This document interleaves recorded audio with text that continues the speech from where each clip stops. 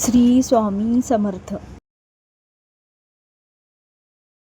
Hello, हाय, नमस्कार. श्री स्वामी समर्थ सगळ्यांना. तुमचं स्वागत आहे माझं चॅनेल नीता इजी शिलाईमध्ये. तर आज आहे आपल्या शिवण क्लासचा दिवस 14वा. तर आज बघा आपण डायरेक्ट कपड्यावरती कटोरी ब्लाऊजचं कटिंग करणार आहोत. तर मापे मी आज काय तुम्हाला ब्लाऊजवरून घेऊन दाखवणार नाही, कारण आता बरेच व्हिडिओ झालेले आहेत आपल्या शिवण क्लासमध्ये. प्रत्येक व्हिडिओमध्ये मी ब्लाऊजवरून मापं घेऊनच तुम्हाला दाखवलेलं आहे. तर तुम्हाला मी आता डायरेक्ट मापं सांगणार आहे. उंचीचं माप किती आहे, पाठीमाग गळ्याचं किती आहे, बाहीचं, ती सगळी मापे तुम्हाला सांगणार आहे. ती तुम्ही लिहून घ्यायची आहेत. आणि त्यानंतर आपण डायरेक्ट कपड्यावरती कटिंग करणार आहोत. अजिबात आज पेपर कटिंग करणार नाही. रोज आपण पेपर कटिंग करून कपड्यावरती ठेवून कट करतो, पण आज आपण डायरेक्ट कपड्यावरतीच कटिंग करणार आहोत. आणि ही जर पद्धत तुम्ही पाहिला तर तुम्हाला अजिबात पेपर कटिंग करावंसं वाटणार नाही, किंवा तुम्ही करणारच नाही. इतकी सोपी पद्धत आहे. नवीन शिकणाऱ्यांना सुद्धा अजिबात पेपर कटिंगची गरजच पडणार नाही. ते पेपर कटिंग करा, प्रत्येक पेपर असं गुंडळून ठेवा, त्याच्यावर प्रत्येकाची नावे घाला, हे सगळं टेन्शन किंवा झंझट तुम्हाला लागणार नाही. तर डायरेक्ट कपड्यावरती कटिंग करा. अतिशय सोपी पद्धत आहे. आणि जर फास्टमध्ये जर कटिंग करायचं झालं, 2 मिनटामध्ये एक ब्लाऊज मी कट करून दाखवू शकते तुम्हाला. आणि कटिंग करतेच मी 2 मिनटामध्ये.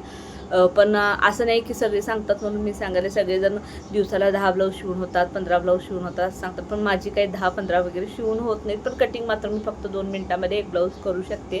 आणि शिवायची ब्लाऊज म्हटला तर दिवसाला माझी 4 किंवा लई ते लई सगळी काम म्हणजे पटपट जर आवरून लवकर बसलं आणि सगळं तयार असलं कटिंग वगैरे, तर 5 किंवा 6 होऊ शकतात. जास्तीत जास्त 6 त्याच्यावरती काय होत नाहीत, कारण इतकं फास्ट शिवूनसुद्धा काही मला लोकांची ब्लाऊज बिघडून द्यायची नाहीत, कारण फिनिशिंग देखील परफेक्ट आलं पाहिजे. त्यामुळे एकदम टरटर असं वडत मी ब्लाऊज शिवत नाही, तर 6च ब्लाऊज शिवते. आणि आत्ता तर बघा, शॉप बंद केल्यापासून घरामध्ये हे व्हिडिओ वगैरे बनवून माझी 2च ब्लाऊज होतात. आणि जर करायचंच म्हटलं, सकाळी जर लवकर 10 वाजता आवरून बसलं तर संध्याकाळी 5-6 वाजूपर्यंत 6 ब्लाऊजच होतात, त्याच्यावरती काय होत नाहीत. तर आता चला आपण कटिंग पाहूया. मला मी पहिला मापे सांगते, त्यानंतर आपण कटिंग पाहूया. तर बघा, आता तुम्हाला मी मापे सांगते. तर ब्लाऊजची उंची ते 15 इंच आहे. तर उंची जास्त आहे ब्लाऊजची. तुम्ही तुमच्या ब्लाऊजची जितकी उंची असेल तितकी घेऊ शकता. उंचीमध्ये काही बदल केला तर काही फरक पडत नाही. तर पाठीमागील गळा 9.5 इंच आहे बघा. आणि बाही आहे इथं 6 इंच. दंड म्हणजे ही जी बाही उंची आहे ती 6 इंच आहे. आणि दंडघेर आहे तो 6.5 आहे. आणि ब्लाऊजची छाती बघा 40 आहे. तर आता मोठ्या बापाचं ब्लाऊज तुमच्यासाठी आलेलं आहे. आणि पुढील गळा बघा इथं 5.5 इंच आहे.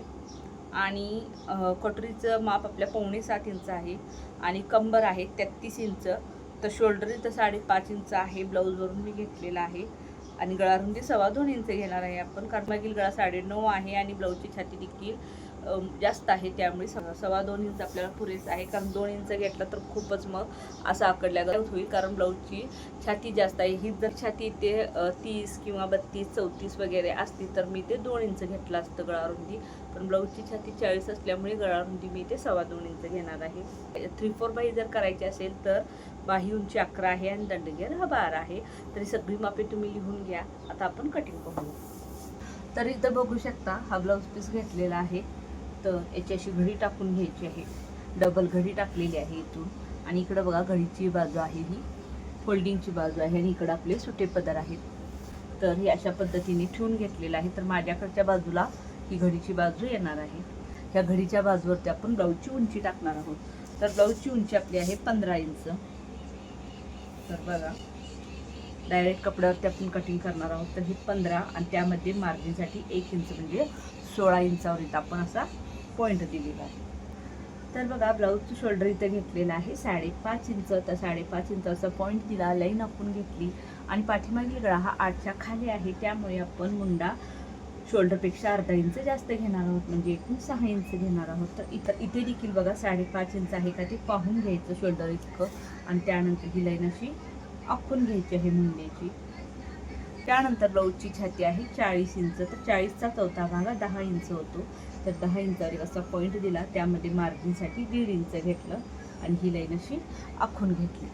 त्यानंतर बघा, ब्लाऊजची कंबर आहे 33 इंच. तर 33चा चौथा भाग 8.25 इंच होतो. तर 8.25 इंचावर असा पॉईंट दिला.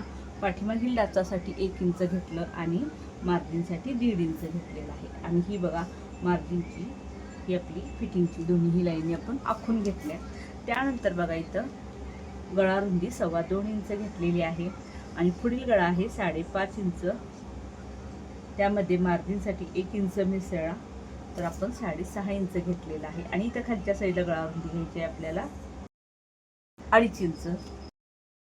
आणि इथे बघा आपल्याला गळ्याचा असं गोल आकार काढून घ्यायचा आहे. त्यानंतर इथून बघा अशी तिरकी लाईन आखून घ्यायची आहे. तुम्ही असंच तुम्हाला जमत असेल तर तुम्ही मार्किंग करू शकता. तर तिरकी लाईन आखून घेतली, त्याच्यावरती आपण असं 1.5 इंचावर पॉईंट द्यायचा आहे आणि टेप तसाच खाली ओढायचा आणि आणखीन 1 इंचावर एक पॉईंट द्यायचा आहे, म्हणजे दोन्हीच्या मध्ये अर्धा इंचाचं अंतर यावं.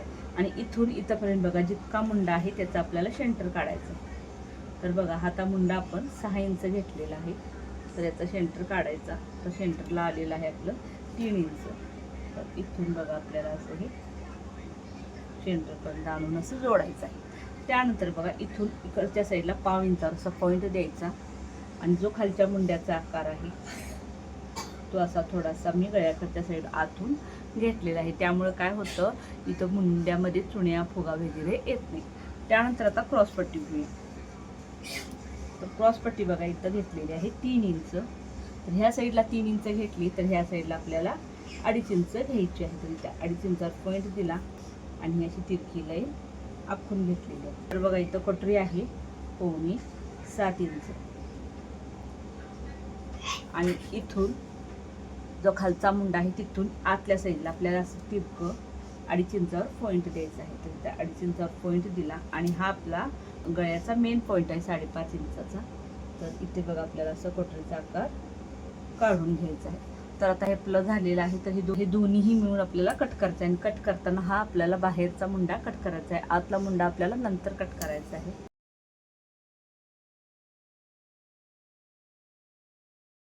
तर बघा मी पहिलाच सांगते, हा जो भाग आहे हा आपला पाठीचा भाग आहे. ह्याच्यावरती आपण फक्त पुढील भागाचं मार्किंग केलेलं आहे, पण हा पुढील भाग नाही तर पाठीचा भाग आहे. हे फक्त आपण मार्किंग ह्यासाठी केलेलं आहे कारण ह्याच्या साह्याने आपण ह्याच्यावरती पुढील भागाचं मार्किंग करू शकू, यासाठी मी हे मार्किंग करून घेतलेलं आहे.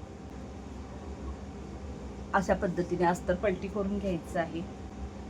आणि हे जे तुम्ही मार्किंग केलेलं आहे ह्याच्यावरती साईड पीसला थोडंसं असं डार्क करून घ्यायचं, म्हणजे आपल्याला कपड्यावरती अगदी व्यवस्थित असं उठवता येईल.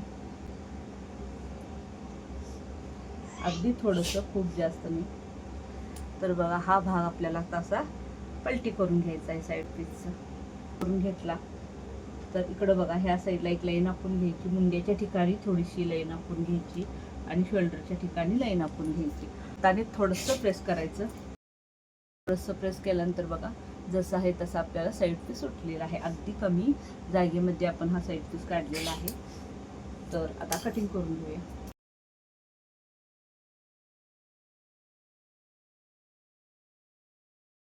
तर बघा आता साईड पीस कटिंग करताना आपल्याला इथं 2 मुंड्याचे आकार हे आपल्याला आलेले आहेत. तर आपण इथं आता आतल्या मुंड्याच्या आकाराने कट करणार आहोत, कारण पाठीमागचा भाग आपण बाहेरच्या मुंड्यानुसार कट केला. आता आपल्याला हा बाहेरचा आकार कट करून टाकून द्यायचा आहे. तर आतल्या मुंड्यानुसार आपण कट करून घ्यायचा आहे. तर हा झालेला आहे आपला साईड पीस. बघा इथं डबल फोल्ड ऑलरेडी अस्तर होतं, त्याला आणखीन एक फोल्ड केलेला आहे, म्हणजे डबल फोल्ड केलेला आहे. तर फोल्डिंगच्या बाजूवरती बाहीची उंची घ्यायची आहे.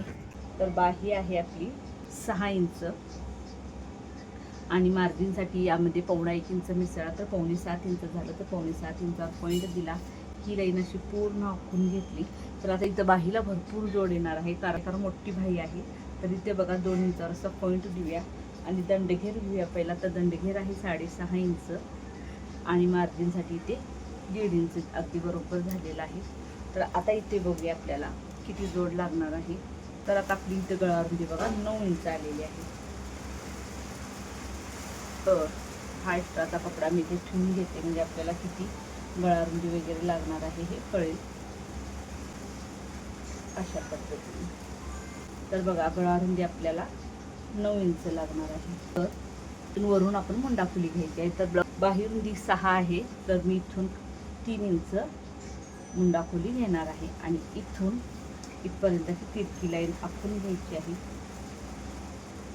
आणि ते बघा थोडासा गोलाकार आकार द्यायचा आणि इथे थोडासा गोलाकार आकार द्यायचा. आणि इथून पुढे बघा 2 इंचावर पॉईंट देऊन हे मार्जिनसाठी सरळ लाईन आखून घेतली. सरळ तर ही अशी मार्जिनची आणि ही अशी फिटिंगची, ह्या दोन्ही लाईन अशा आखून घेतल्या. तर इथं तुम्ही पिनअप करून घ्या, म्हणजे कपडा आपला हलणार नाही. तर इथून इथपर्यंत जितकं अंतर आहे बघा, याचं आपल्याला सेंटर काढून घ्यायचं आहे. सेंटरपासून खाली अर्धा इंचावर पॉईंट द्यायचा आहे आणि अशा पद्धतीने आपल्याला पुढील भागाचा आकार काढून घ्यायचा आहे. हे बाहीचा आकार काढून झालेला आहे. आता बाही कट करून घेऊया.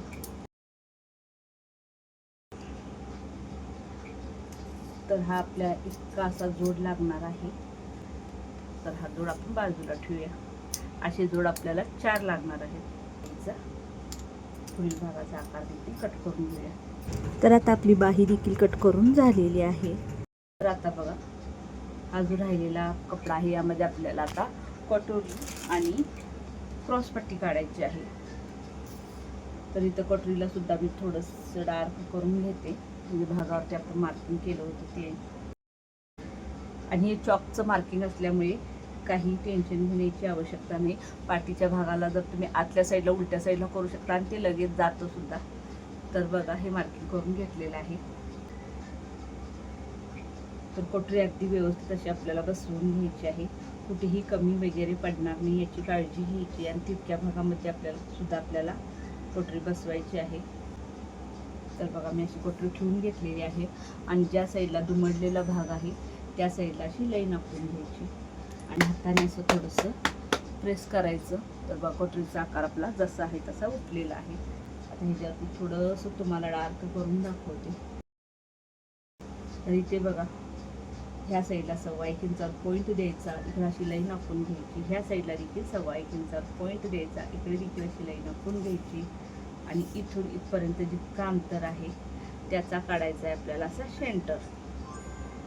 तर सेंटर काढला. सेंटरपासून खाली आपल्याला 1.5 इंचावर पॉईंट द्यायचा आणि ही अशी तिरकी लाईन आखून घ्यायची.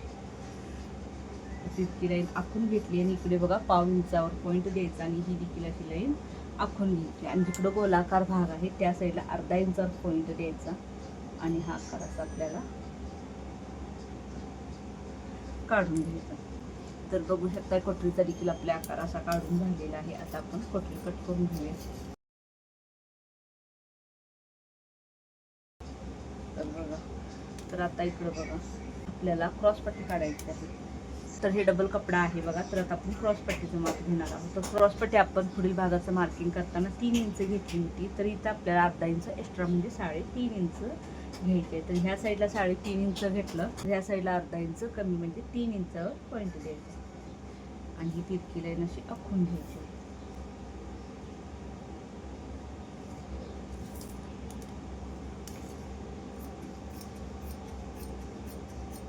तर बघा, आपली क्रॉसपट्टी देखील कट करून झालेली आहे. आणि हा जो पुढील भागाचा आपण मार्किंग केलेला भाग आहे हा आपला पाठीचा भाग असणार आहे पूर्ण. हे काही चॉकचं जे मार्किंग केलेलं आहे ते नंतर धुतल्यानंतर वगैरे एका वॉशमध्ये जातं, किंवा तुम्ही आतल्या साईडला हे उलट्या साईडला करू शकता. तर बघा, हा आपला पाठीचा भाग आहे. याच्यावरती आपल्याला गळा काढायचा आहे. तर मी इथं डिझाईनचा गळा बनवणार आहे, त्यामुळे तुम्हाला इथं गळ्याचा आकार दाखवला नाही, कारण मला अजून माहीत नाही केला काय डिझाईन बनवायची आहे. तर आता त्याला बघायला पाहिजे, कारण खूप डोक्याला टेन्शन देखील असतं. तर तुमचं तुम्ही मनाने गळे करा म्हटलं तर खूप टेन्शन येतं, कारण त्यांनी सांगितलं गळं की पटदिशन करता येतं, पण आपल्या मनानं करायचं म्हटलं की खूप वेळ बघावं वगैरे लागतो. तर बघा, हे ब्लाऊज आहे ह्याचं. हे मी आता मेन फॅब्रिकवरती जे आपण अस्तरचं पॅटर्न कट केले ते ठेवून मी कट करून घेते. आणि हे ब्लाऊज शिवल्यानंतर सुद्धा तुम्हाला शॉर्ट व्हिडिओमध्ये नक्की दाखवणार आहे तर काय डिझाईन केलेली आहे ते. तर बघा, आता हे आपलं पूर्ण सगळं साईड पीस, पाठीचा भाग, कटोरी आणि क्रॉसपट्टी हे सगळं पूर्ण आपलं मार्किंग करून झालेलं आहे. तर डायरेक्ट कपड्यावरती कटिंगचा व्हिडिओ तुम्हाला कसा वाटला नक्की कमेंट करून सांगा. फक्त 2 मिनिटांमध्ये या ब्लाऊजचं, कटोरी ब्लाऊजचं कटिंग होतं. तर खूप म्हणजे खूप सोपी पद्धत आहे ही.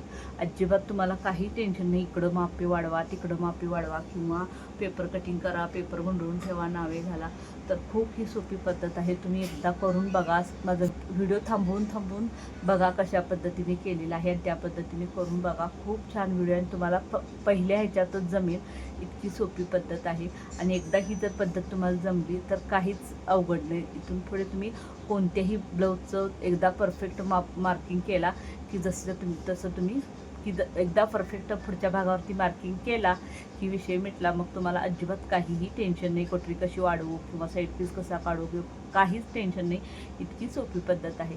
तर चला, व्हिडिओ आवडला असेल तर लाईक करा. तुम्हाला काही शंका असतील तर नक्की कमेंट करा. चला, भेटूया पुढच्या व्हिडिओमध्ये. Bye bye.